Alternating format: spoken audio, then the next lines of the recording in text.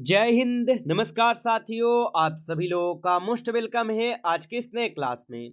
साथियों, आज के इस क्लास में हम सभी लोग जो है पढ़ने वाले हैं एसएससी जीडी कांस्टेबल 2026 के एग्जाम के लिए मॉडल पेपर 2 को देखेंगे, जो कि साथियों हम सभी लोगों के एसएससी जीडी कांस्टेबल 2026 के एग्जाम के लिए सभी क्वेश्चन इंपॉर्टेंट क्वेश्चन रहेंगे। तो आप अच्छे से इन सभी प्रश्न को याद कर लीजिएगा। और साथियों, आपको पता होगा कि हम लोग का यहाँ पे डेली अभी तुरंत आपके मॉडल पेपर को सॉल्व कर रहे हैं। और इनसे पहले हम आपको मॉडल पेपर 1 को साथियों हम सॉल्व करा चुके हैं। आप नहीं पढ़े होंगे उसको तो आप एक बार जरूर पढ़ लीजिएगा। और आज के इस क्लास में हम सभी लोग एसएससी जीडी के एग्जाम के लिए मॉडल पेपर 2 को साथियों हम लोग यहाँ पे सॉल्व करेंगे और अच्छे से इन सभी क्वेश्चन को देखेंगे। तो बिल्कुल क्लास को अच्छे से देखिए लास्ट तक और इन सभी क्वेश्चन को आप अच्छे से जरूर याद कर लीजिएगा।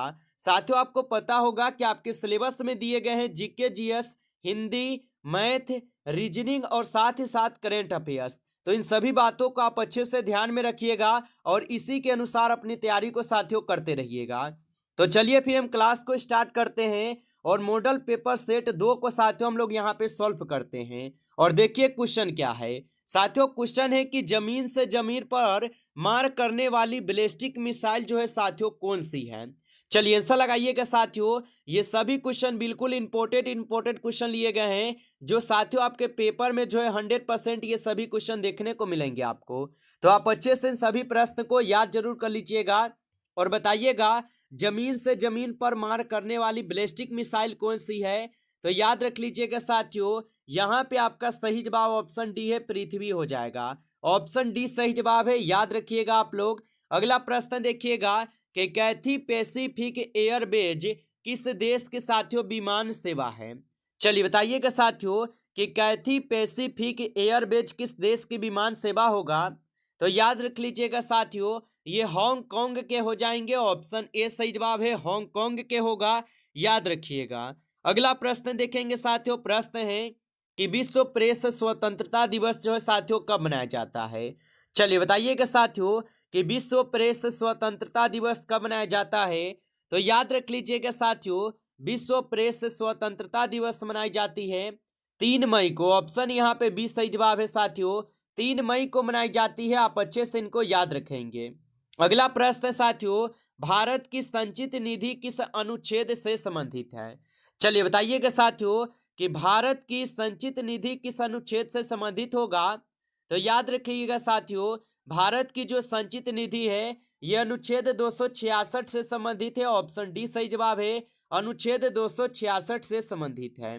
अगला प्रश्न देखेंगे कि पर्यावरण शिक्षा केंद्र जो साथियों ये कहाँ स्थित है। चलिए बताइएगा साथियों कि पर्यावरण शिक्षा केंद्र जो साथियों ये कहाँ पे स्थित होगा।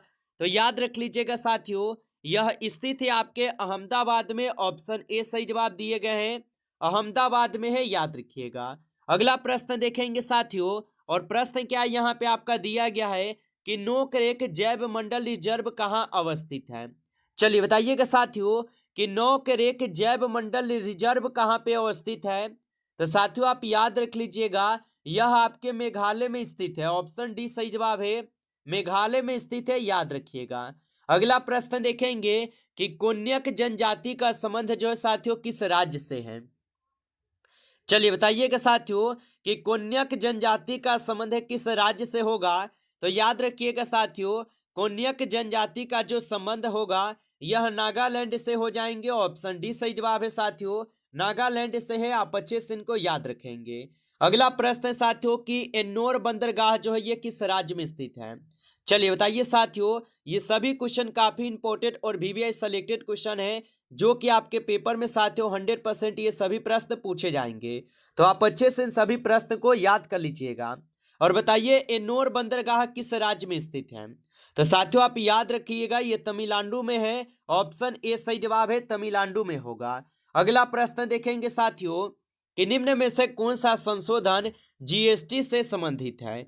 चलिए बताइएगा साथियों कि निम्न में से यहाँ पे कौन सा संशोधन है जो कि जीएसटी से संबंधित है। तो साथियों यहाँ पे जीएसटी से संबंधित संशोधन 101वां संविधान संशोधन होगा, जो कि जीएसटी से संबंधित है। अगला प्रश्न देखेंगे साथियों और प्रश्न दिया गया आपका कि दिवेर का जो युद्ध है साथियों ये कब हुआ था। चलिए बताइएगा साथियों कि दिवेर का युद्ध जो है साथियों कब हुआ था। तो याद रख लीजिएगा साथियों, दिवेर का जो युद्ध होता है यह आपके 1582 में होता है। ऑप्शन सी सही जवाब है, 1582 में होता है। अगला प्रश्न है साथियों कि who lives if India dies जो है ये किसका प्रसिद्ध नारा है। चलिए बताइएगा साथियों कि who lives if India dies किसका प्रसिद्ध नारा है। तो साथियों आप याद रख लीजिएगा ये पंडित जवाहरलाल नेहरू जी के प्रसिद्ध नारा है। ऑप्शन डी सही जवाब है, पंडित जवाहरलाल नेहरू जी के प्रसिद्ध नारा है।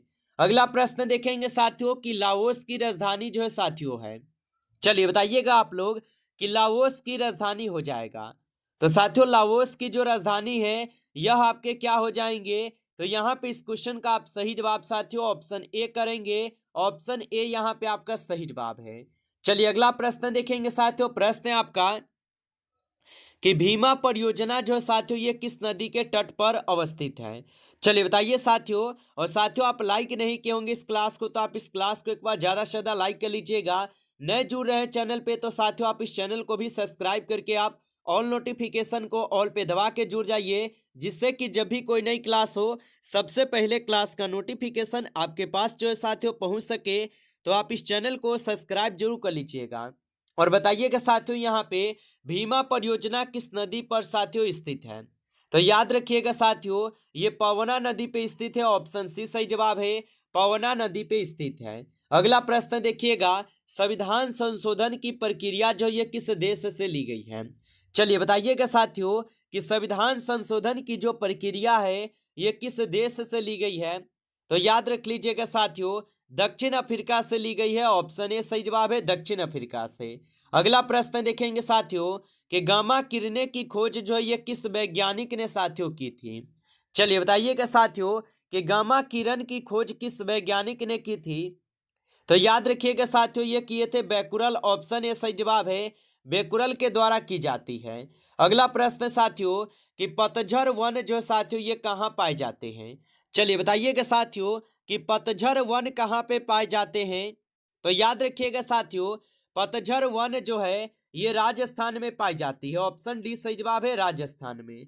अगला प्रश्न देखेंगे साथियों कि वन्य जीव संरक्षण अधिनियम जो है साथियों ये लागू किया गया था। चलिए बताइएगा साथियों कि वन्य जीव संरक्षण अधिनियम कब लागू किया गया था। तो याद रखिएगा साथियों वन्य जीव संरक्षण अधिनियम जो है साथियों यह आपके लागू की जाती है 1972 में।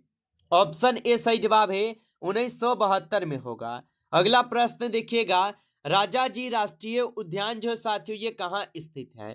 चलिए बताइएगा साथियों तो राजा जी राष्ट्रीय उद्यान जो है साथियों यह आपके हो जाएंगे उत्तराखंड में। ऑप्शन ए सही जवाब है, उत्तराखंड में स्थित है, याद रखिएगा। अगला प्रश्न देखिएगा कि 1024 बाइट जो है ये कितने किलो बाइट के बराबर होते हैं। चलिए बताइएगा साथियों कि 1024 बाइट कितने किलो बाइट के बराबर होता है। तो साथियों आप याद रख लीजिएगा यह होते हैं आपके 1 KB। ऑप्शन यहाँ पे बी सही, ऑप्शन ए जो है साथियों यहाँ पे आपका सही जवाब हो जाएगा 1 KB के बराबर। अगला प्रश्न देखिएगा कि शून्यवाद का संबंध जो है साथियों किससे है। चलिए बताइएगा साथियों कि शून्यवाद का संबंध जो है साथियों किससे होगा। तो आप याद रख लीजिएगा साथियों शून्यवाद का जो संबंध है साथियों यह हो जाएंगे साथियों आपके नागार्जुन से। ऑप्शन यहाँ पे बी सही जवाब है, नागार्जुन से होगा, याद रखिएगा। अगला प्रश्न देखेंगे साथियों कि निम्न में से कौन सम्मान पूर्वक मरने के अधिकार के लिए कानूनी ढांचा बनाने वाला पहला राज्य जो साथियों बन गया है। चलिए बताइए तो निम्न में से कौन सम्मान पूर्वक मरने के अधिकार के लिए कानूनी ढांचा बनाने वाला पहला राज्य बन गया है। तो साथियों आप बताएंगे कर्नाटक हो जाएगा। ऑप्शन यहाँ पे बी सही जवाब है, कर्नाटक होगा, याद रखिएगा।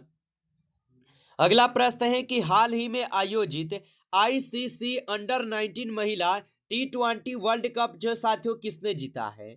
चलिए बताइएगा आप सभी लोग कि हाल ही में आयोजित ICC अंडर-19 महिला T20 वर्ल्ड कप किसने जीता है। तो साथियों आप याद रख लीजिएगा यहाँ पे अपना देश भारत जीते हुए हैं। ऑप्शन सी सही जवाब है। अगला प्रश्न देखेंगे कि 2 या अधिक राज्यों का एक सामान्य उच्च न्यायालय की स्थापना किस अनुच्छेद में है। चलिए बताइएगा साथियों यहाँ पे कि 2 या अधिक राज्यों के लिए एक समान साथियों समान उच्च न्यायालय की स्थापना किस अनुच्छेद से है?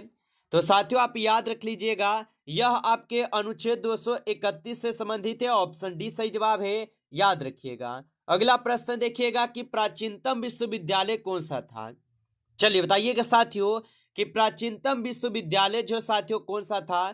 तो आप याद रख लीजिए, याद रखिएगा साथियों, नालंदा विश्वविद्यालय जो ये प्राचीनतम विश्वविद्यालय थे। ऑप्शन सी सही जवाब है। अगला प्रश्न देखिएगा, हिंदुस्तान रिपब्लिक एसोसिएशन की स्थापना जो ये किस वर्ष की गई थी? चलिए बताइएगा साथियों कि हिंदुस्तान रिपब्लिक एसोसिएशन की जो स्थापना है साथियों ये किस वर्ष हुई थी? तो याद रखिएगा साथियों, यह 1924 में की जाती है। ऑप्शन बी सही जवाब है, 1924 में की जाती है। अगला प्रश्न है और क्वेश्चन है कि गोलकुंडा किला जो साथियों ये स्थित है। चलिए बताइएगा साथियों कि गोलकुंडा किला जो साथियों ये स्थित हो जाएगा। तो साथियों गोलकुंडा किला जो है यह साथियों स्थित हो जाएंगे आपके हैदराबाद में। ऑप्शन सी सही जवाब है, हैदराबाद में होगा। अगला प्रश्न देखिएगा, क्वेश्चन है कि हवा महल जो है साथियों ये स्थित है। चलिए बताइएगा साथियों कि हवा महल जो है साथियों ये स्थित होगा। तो साथियों हवा महल जो है ये जयपुर में हो जाएगा। ऑप्शन यहाँ पे बी सही जवाब है, जयपुर में होगा। अगला प्रश्न है, भारत की पहली महिला मुस्लिम शासिका कौन थी? चलिए बताइए साथियों, तो भारत की पहली महिला मुस्लिम शासिका जो है साथियों कौन थी? तो याद रखिएगा साथियों, यहाँ पे आपके रजिया सुल्तान होगा। ऑप्शन सी सही जवाब है, रजिया सुल्तान है। अगला प्रश्न देखिएगा, क्वेश्चन दिया गया है कि जेरूसलम जो है ये किन लोगों का तीर्थ स्थल है? चलिए बताइएगा साथियों कि जेरूसलम किन लोगों का तीर्थ स्थल होगा? तो याद रख लीजिएगा साथियों, यह आपके हो जाएंगे ईसाइयों का, यहूदियों का और मुस्लिमों का। उपयुक्त सभी का था। ऑप्शन डी सही जवाब है, उपयुक्त सभी का होगा। अगला प्रश्न देखेंगे और प्रश्न है कि भारतीय सर्वेक्षण निम्न में से किसके अधीनस्थ है? चलिए बताइएगा साथियों कि भारतीय सर्वेक्षण निम्न में से किसके अधीनस्थ है? तो याद रख लीजिएगा साथियों, यह अधीनस्थ हो जाएंगे किसके? तो यह है आपके गृह मंत्रालय के अधीनस्थ। ऑप्शन सी सही जवाब है, याद रखिएगा। अगला प्रश्न है और क्वेश्चन है कि एशियाटिक सोसाइटी ऑफ बंगाल के संस्थापक थे। चलिए बताइएगा साथियों कि एशियाटिक सोसाइटी ऑफ बंगाल के संस्थापक कौन थे? तो याद रख लीजिएगा साथियों, यहाँ पे आपके सर विलियम जोन्स हो जाएगा। ऑप्शन सी सही जवाब है, सर विलियम जोन्स हो जाएगा। अगला प्रश्न साथियों यहाँ पे कि भारतीय खनन विद्यालय कहाँ स्थित है? चलिए बताइए साथियों कि भारतीय खनन विद्यालय साथियों ये कहाँ पे स्थित है?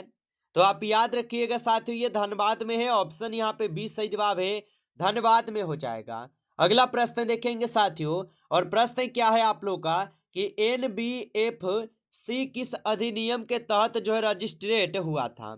चलिए बताइए, तो NBFC किस अधिनियम के तहत रजिस्ट्रेट हुआ था? तो याद रख लीजिएगा साथियों, कंपनीज एक्ट 1956 के तहत। ऑप्शन ए सही जवाब है, यहाँ पे याद रखिएगा।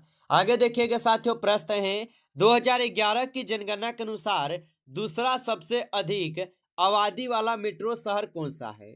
तो 2011 की जनगणना के अनुसार दूसरा सबसे अधिक आबादी वाला मेट्रो शहर कौन सा है?